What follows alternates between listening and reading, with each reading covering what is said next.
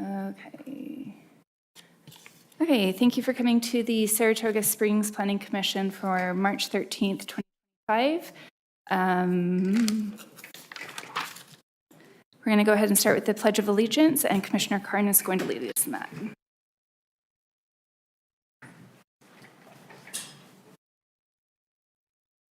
I pledge allegiance to the flag of the United States of America and to the republic for which it stands, one nation, under God, indivisible, with liberty and justice for all.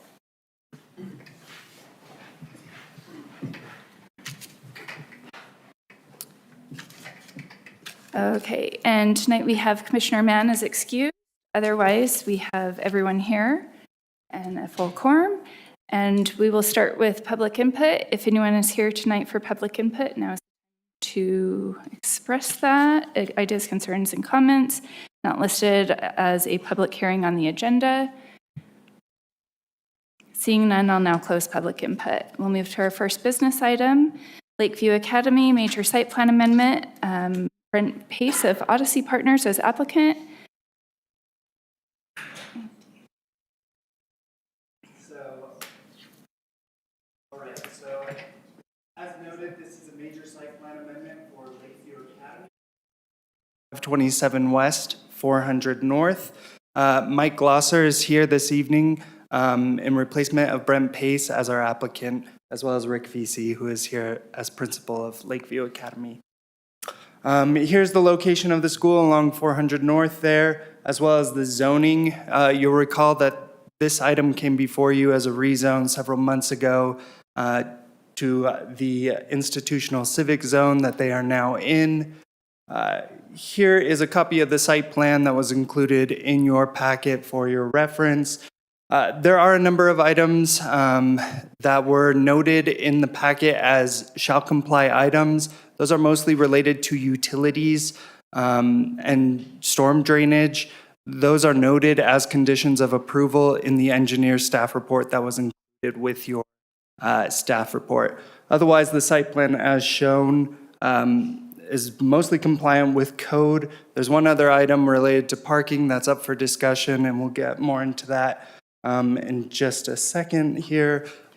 So as stated, one of the items that is up for discussion this evening with this major site plan amendment is their off-street parking requirement.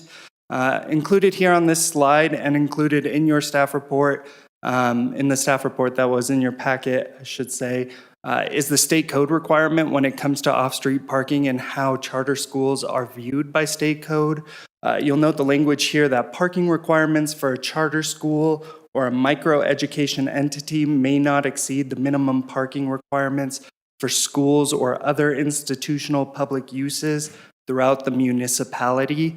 What we did is we took a look at several other charter schools and public schools here in the city and did a comparison just so that you could get a feel for how many stalls have been required or provided with other charter schools and public schools, and how that relates to the size of the buildings that they're in, as well as to the population, the student population count within the buildings. The other part of this is what city code states about off-street parking.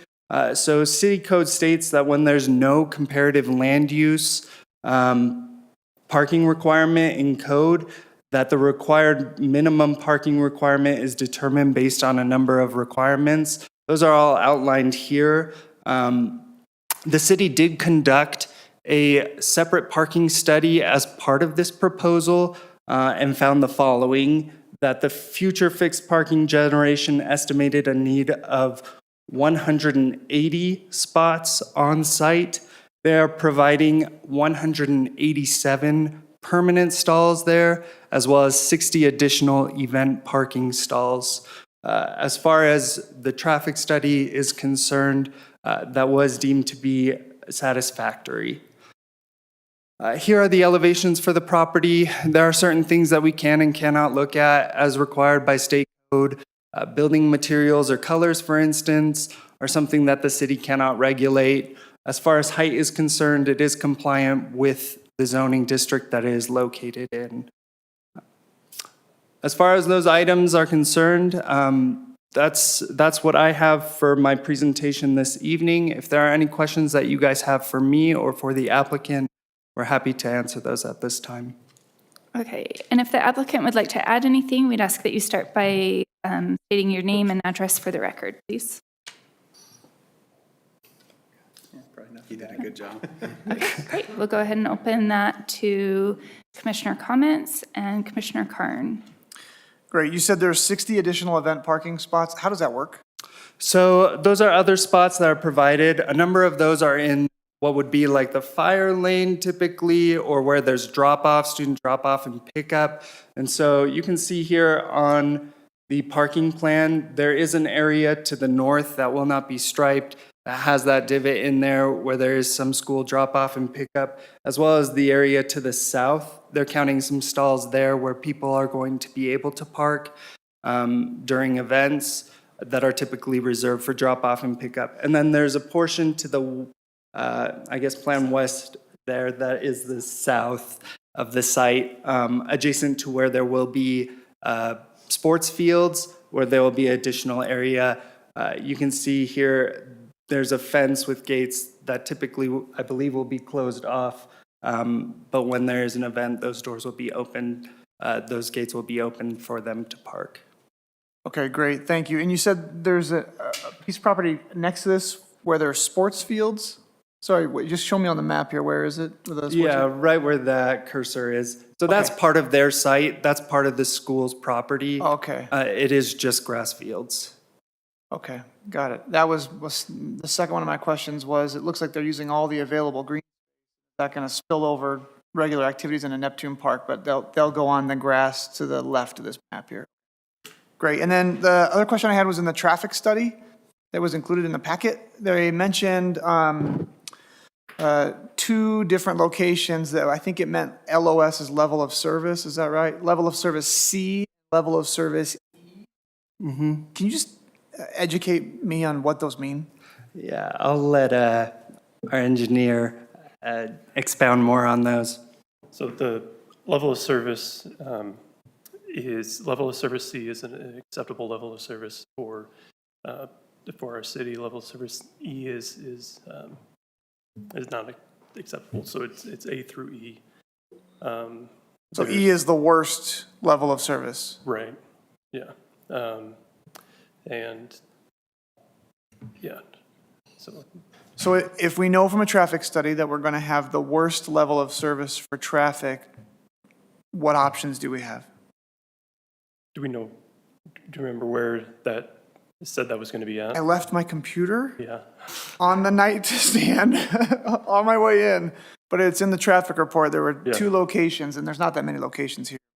I think they ultimately said that those would, because they're on site, on the private side, that it would be okay if they're talking about off the site at Redwood Road or Mountain View Corridor, then One was Redwood, one was Mountain View. I think it was Mountain View, Mountain View's level of service E. level of service E, yeah. That's a known issue, and that's outside the extent of this site plan. Yeah, thank you. City projects coming that will help those. Those are at the intersections that are, the public intersections that are coming, or that are closest to this. The one at Mountain View Corridor, which is 800 West and 400, that is known to be a terrible intersection. The city is budgeting money to work on that intersection. So we'll have a solution, possibly, because they have to have, construction and addition, and then they will be adding to their student body population gradually. It won't just be like they all sign up and roll all at once, because they have to increase their programs as well. So what we're expecting is that the city will be working on that intersection, improving those, while they're working on expanding and construction and filling the openings. Okay, and I think I remember from the report, it said that level of service was predicted for 2030, which means maybe it's better before that.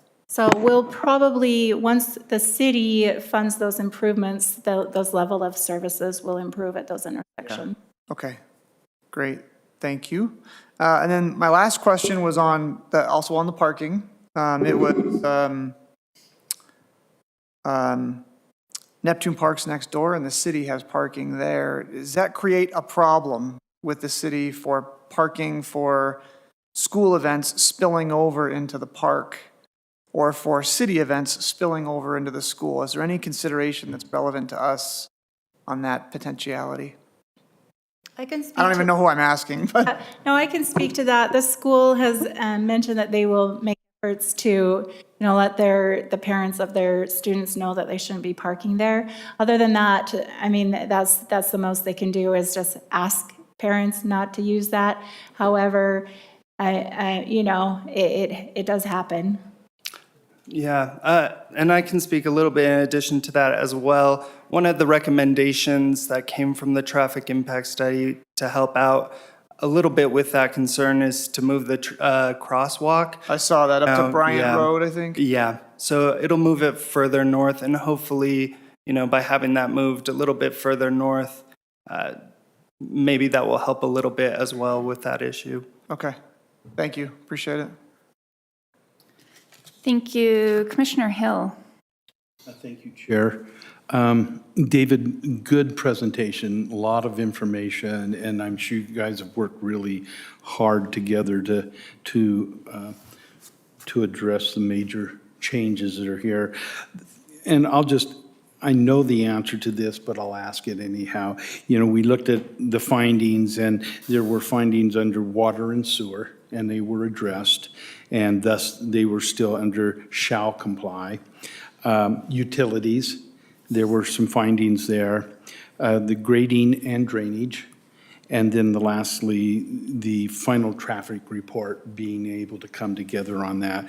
And so all of those were shall comply, and I know you guys have been working, but specifically I'll ask you, you're aware of those and you're willing to fall in line with the city's recommendations and findings? Yes, this is Mike Bowser for the record. And yes, we shall comply. Okay, outside of that, so many compliances going down that long list of what needs to be done. And, it's great when you have an educational unit that's doing so well that you need to expand. and it gives alternatives for people in the neighborhood. And that's a congested area anyhow, with the park and schools all the way around. And Sarah, it was good to hear that at Mountain View and coming together, that's a bottleneck right now. You can't get out there, and a lot of people. So when we get to a point in traffic light and being able to really monitor that, I think that's going to bring a lot of solutions to the area. So thank you. Thank you, Chair. Thank you, Commissioner Hill. Commissioner Mangum. Oh, thank you so much. I think I was just going to pitch in some information. I noticed in here that it did say that the 400 North in Redwood was already at an F, functioning during the peak hours, and it was not because of the Lakeview Academy. It's already that way, and it's out, like you said, it's outside their project scope, and so it's not anything they can affect anyway. So just a quick comment. Thank you. Thank you. All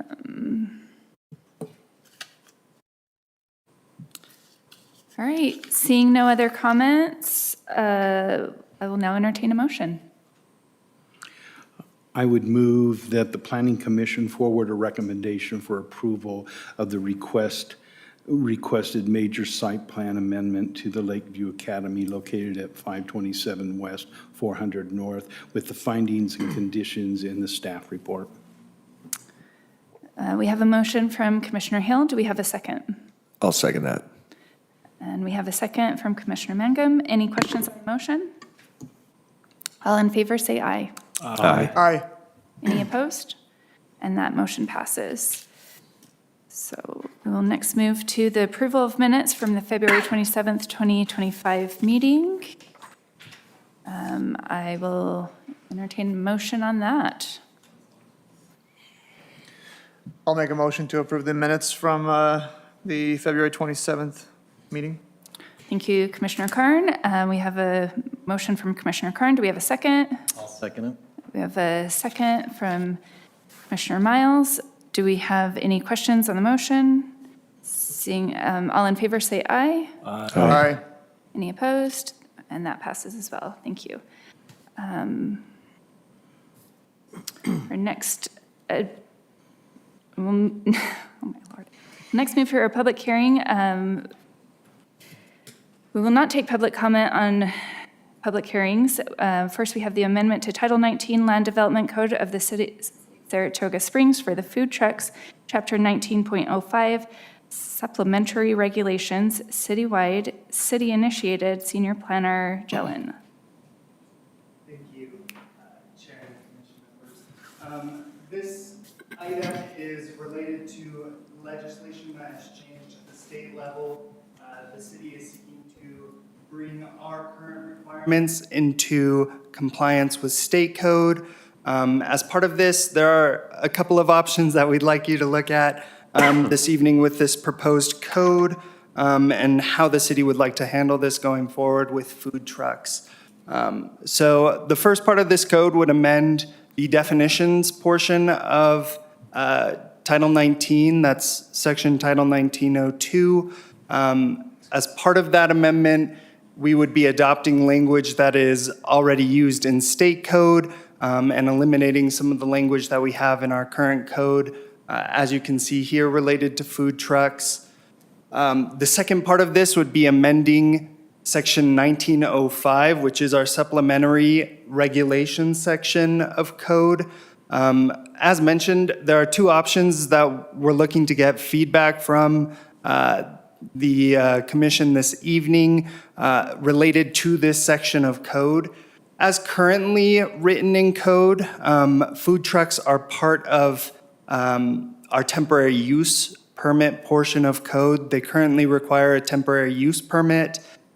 State law, as part of the updated regulations, has eliminated the ability for cities to collect application fees associated with food trucks.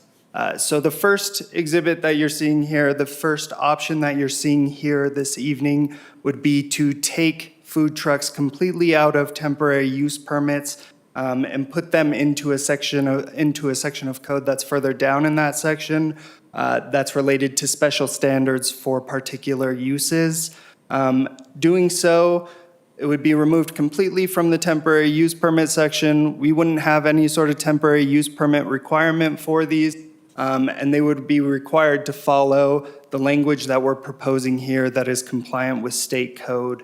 I will point out that in the language here, our method for compliance would be if we found the food truck was not operating in compliance with state code, that then we would be able to enforce on the issue.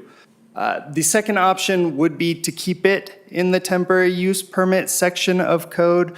You'll see I have it highlighted there. As replacing mobile food vendors as currently defined and adding in food trucks with the new definition. In this scenario, we would still have the same standards that I just showed you. They would just be left in this temporary use permit section. We would require a temporary use permit and be able to regulate by that permit any food truck that comes into the city. But we would not be able to collect any sort of application fee with that associated use. The other item that we would add on as part of the temporary use permit review would be that we would require a site plan for any food truck that operates more than 10 hours per week in a single location. Outside of that, the temporary use permit, and I failed to put it here, but I'll draw attention to it, would be valid for a period of 1 year before they would be required to renew that permit.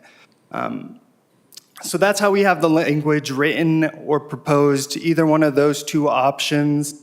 I will note that if a positive recommendation is made this evening, that we would ask that you select either option 1, which is no temporary use permit, or option 2, requiring a temporary use permit. So with that, I will stand for any questions that you guys have.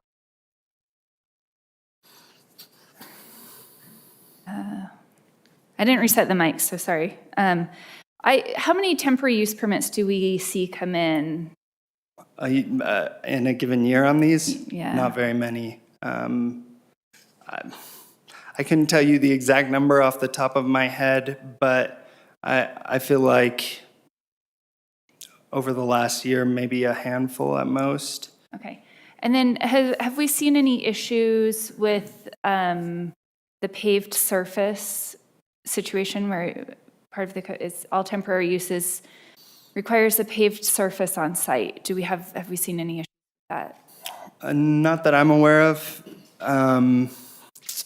Maybe Sarah Rulin could expound on that, but I don't think we've had issues with these uses operating on a paved surface. I feel like they've come in, they've gone through the review process that we currently have in place, and that's been ironed out as part of that process.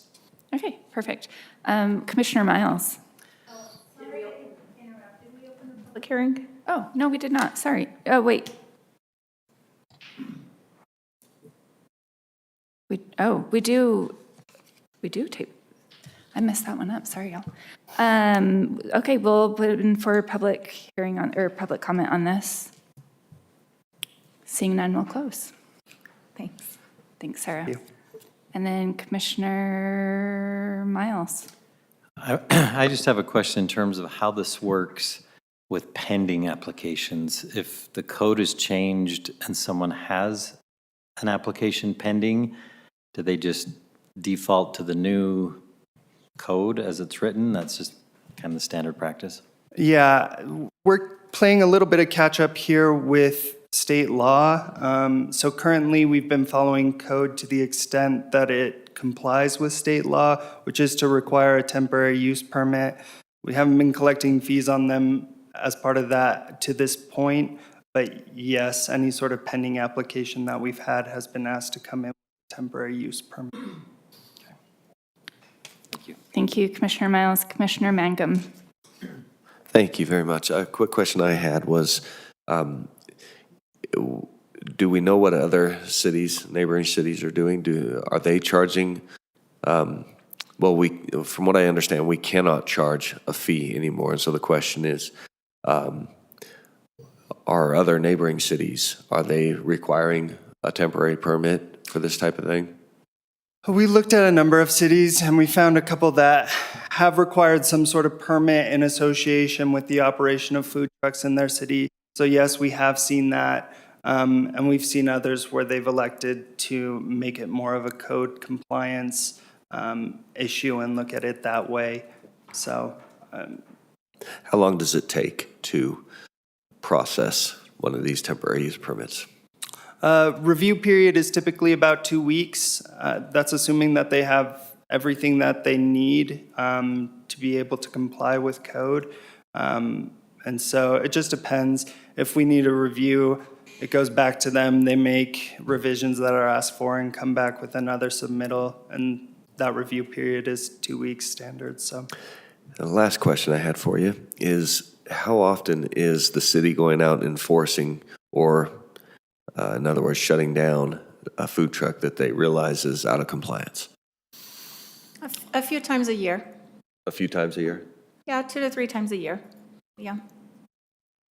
All right. Thank you. Those are my questions. Thank you. Thank you, Commissioner Mangum. Commissioner Hill? Thank you, Chair. Just to add on to Jack's comment, if they're non-compliant, is it the code enforcement group that follows up on that? That's correct, Okay. yeah. Secondarily, we have minimal places, parks and that for food trucks. I guess I see more of them in shopping center and those types of things. I guess for me, with the advent of our new downtown, whenever that comes, I know we had a lot of dialogue that if things happen the way the group suggested, there's going to be a festival area within that, which is going to possibly bring a lot more of I don't know if it's going to be trucks, but at least tents we're going to have in that area. If I'm not mistaken, the thought was that we might have the 8x8 or the 10x10 tents, about 100 of those. My question, and this is more towards staff, as we look at that, and again, we're looking at years down the road, it's not tomorrow, but as we're looking at that, is there a concern from a staffing standpoint when we have an influx of vendors coming in? Which code do you think is going to be, a little bit of me says, having a temporary permit so you know who's coming in and what's happening might be a better way of looking at it. But, we're looking at maybe 5 to 15 years from now, then that all comes together. So I just throw that out and see what staff might think about that. Well, right now, we specify that they can't be at city parks unless it's a city-sponsored event. So we would probably want to consider something like that. How does that function and who's in charge of that, whether that's a public-private partnership, because there might be instances where the businesses want that. So I think we would work on that as we continue to get into the details.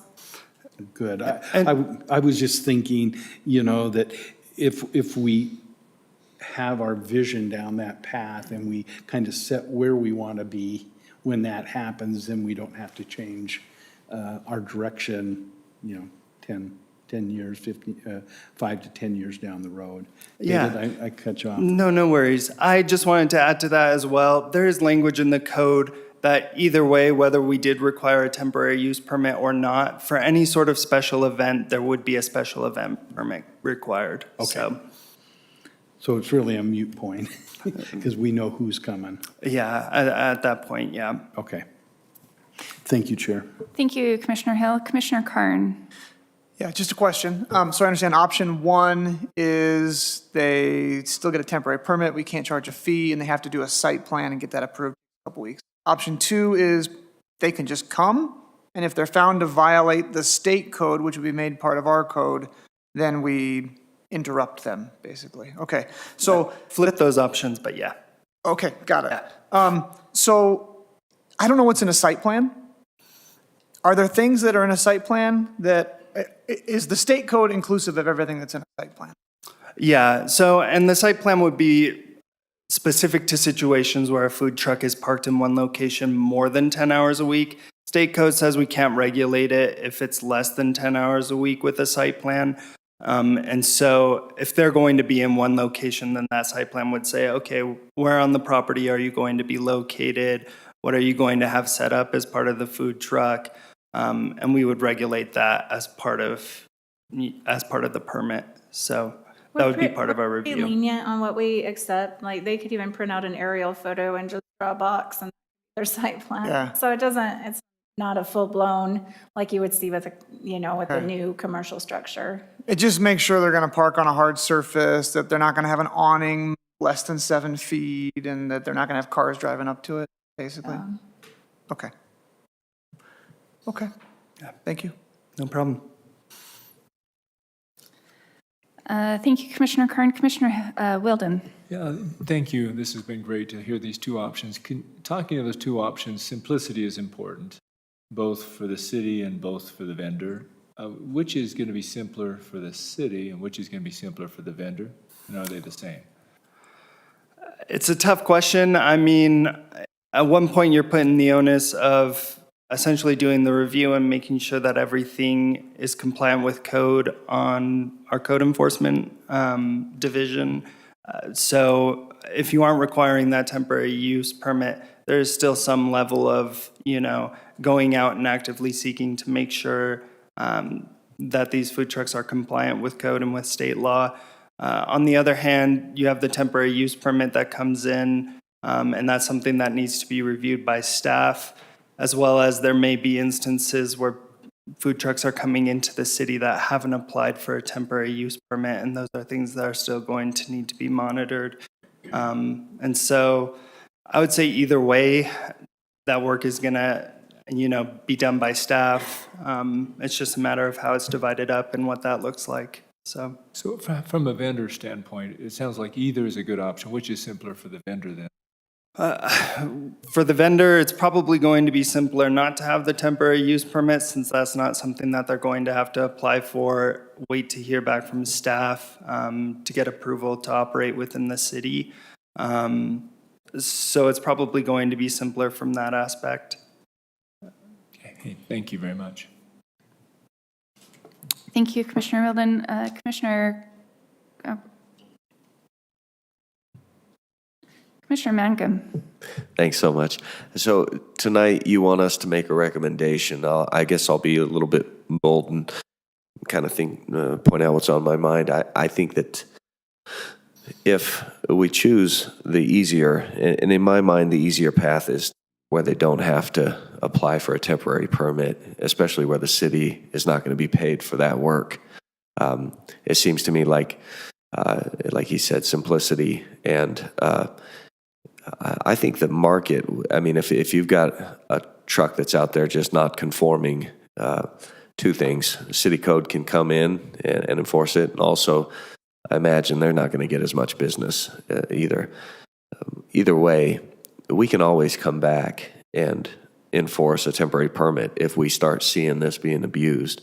And so I'm in favor of trying it out without a temporary permit to begin with, try to make it easy on the city and easy on the vendors, and just see how it goes. And if it's abused, I think we can come back and enforce a temporary permit if we see it's needed.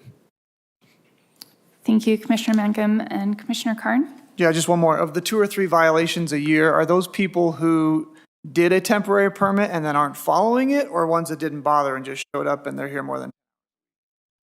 It's usually somebody who didn't follow the process, and we have to go let them know. Okay. So maybe the process of doing a temporary permit is leading to better compliance? Is that fair?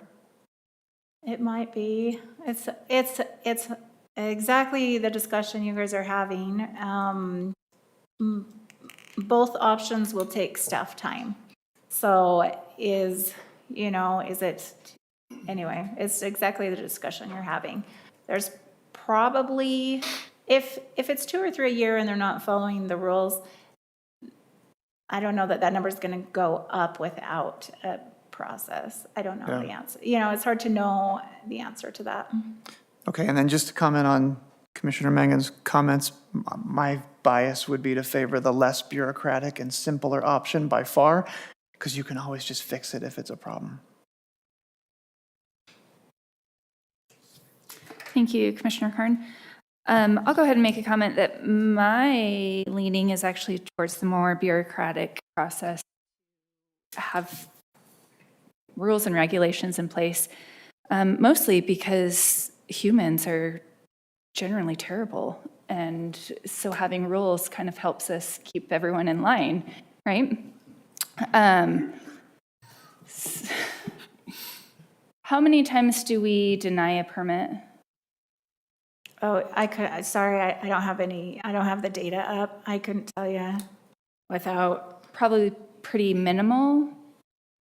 So usually if somebody's not meeting something, we work with them to meet it. So we don't really deny permits very often, right? Okay. It's just, sometimes you might see somebody submit a permit and we give them the comments, what they have to do to comply, and then we don't hear from them.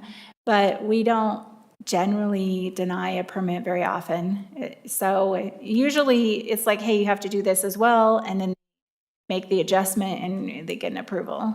What kind of adjustments are needed most often? You know what, we're not doing too many of these. So last year we didn't do any. So I don't know. Yeah. So we have one that's active right now, but I'd have to ask the planner that's working on that. Sorry, I don't know those answers right off the top of my head without having to ask staff and look at those case files. That's okay.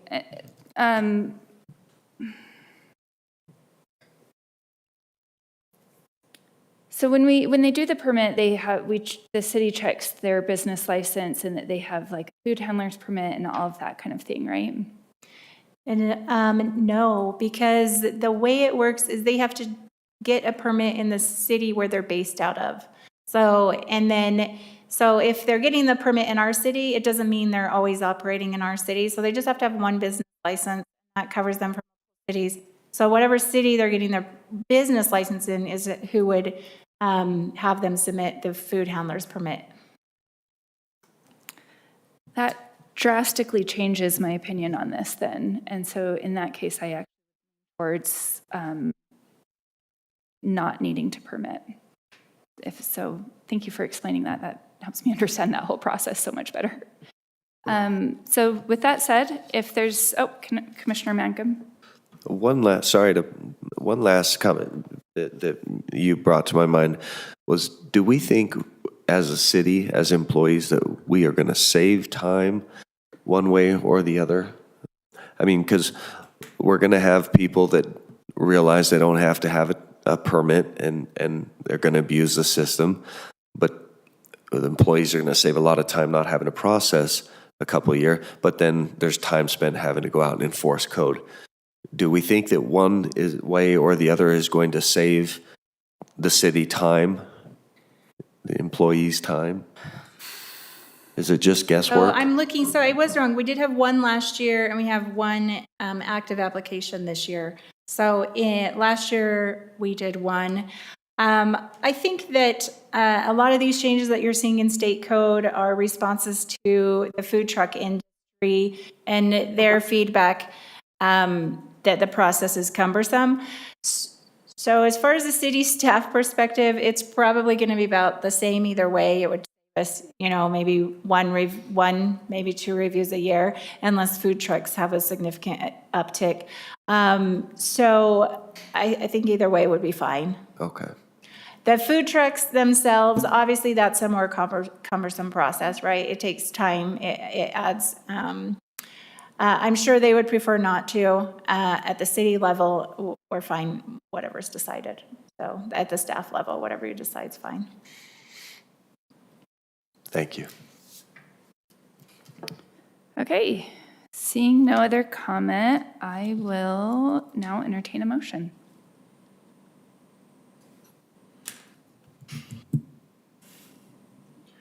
Well, I'll go ahead and make a stab at this. I move that the Planning Commission forward a recommendation for approval of the requested code amendment, and that would be option 2. Without or with? What's Without that? is option 1, with the temporary use permit is option 2. So Okay, so option 1, amendments to chapters 19.02 and 19.05 with the findings and conditions in the staff's report. Thank you, Commissioner Hill. So we have a motion from Commissioner Hill. Do we have a second? I'll second that. We have a second from Commissioner Mangum. Any questions on the motion? All right, no questions. All in favor say aye. Aye. Any opposed? And that passes unanimously.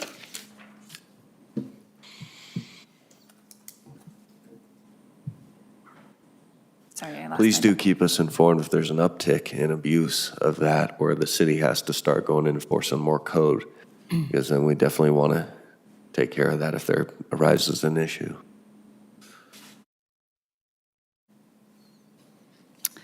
Okay, and we'll move on to item 2, amendments to Title 19 Land Development Code of the City of Saratoga Springs for trampoline parks / courts and bounce houses. Bounce house uses, Chapter 19.02, definitions 19.04, establishment of land use zones and official map, and 19.09, off-street parking, citywide, city-initiated planner. You're not planner Jelen. black, though. Yeah. Jelen, sorry. No worries. I'm filling in tonight, so you get to hear a lot of my voice. Yes, and this code amendment is in response to interest in this type of use that has come forward to staff. So we wanted to get standards in place previous to these uses coming in. So as you stated, there's 3 different sections that are being proposed to be amended here. The first of these is the definitions portion of Chapter 19 of City Code. This would add definitions for 3 different uses: bounce houses, trampoline courts, and trampoline parks. The second portion of this would be updating our permitted use table where these uses would be allowed. You'll note here, regional commercial, heavy commercial, office warehouse, light industrial, and business park is where these uses would be permitted as proposed. And then the third part of this code amendment is proposing a parking requirement for these type of uses. Right now, that's written at 1 stall per 400 square feet. As the city was doing study on these type of uses and figuring out where it wanted to establish the parking requirement for these type of uses in the city, a similar use that we had come in previously was Sky Zone. When they came in with a traffic study for their proposed business, which was recommending just under 2 stalls per 1,000 square feet. And so the city at this rate is proposing roughly 2.5 stalls per 1,000 square feet of business space. So with that, if you guys have any questions, I'm happy to answer. Okay, but before they do that, we're going to open for public comment. Correct. And then seeing none, we'll go ahead and close that. And then I do have one question. Is there any commercial zones that we are not allowing this in? So it would not be allowed within the neighborhood commercial zone, our NC zoning district, and our CC, which is our community commercial zone. So it'd be in our more permissive commercial zoning districts, regional commercial and heavy commercial. And was there a reason for that? I think the reasoning behind this was probably due to the size of building, typically, which may account for the fact that these are also being proposed in zones like office warehouse and light industrial, is that typically you see the type of use with a much larger building that maybe isn't as compatible with the neighborhood commercial or community commercial zoning districts. Okay. We'll go ahead and open for commissioner comment. Commissioner Karn? Yep, just one. The indoor playground by Walmart, I think it's Big Green. What is the use of that facility categorized as, and are these conditions similar? You know, I don't know off the top of my head. Regional commercial zone. I'd have to look up how we categorized it. Do you want me to look that up? Well, my question is this seems pretty similar to that, and it would seem fair that the requirements on bounce house and trampoline park would be similar to what we've already applied for that. For that, yeah. I don't know off the top of my head what was applied with that one. I'll see. We're almost there. Okay, you can move on and come back Yeah. when you find it. Thanks. My apologies. We'll actually just hold and wait for a minute, if that's okay, Sarah. Yeah. We called it an indoor playground, and we parked it similar to a fitness center. And is that 1 stall per 400? And no, it's 1 stall so Vasa's requirement was 1 stall per 500. We've gone up since then, but when you are a non-conforming use and you're in the same category, you can use the previous calculation. Okay. I think that's how we did it. Let me double check. But I'm assuming that's how we did it. Hang on.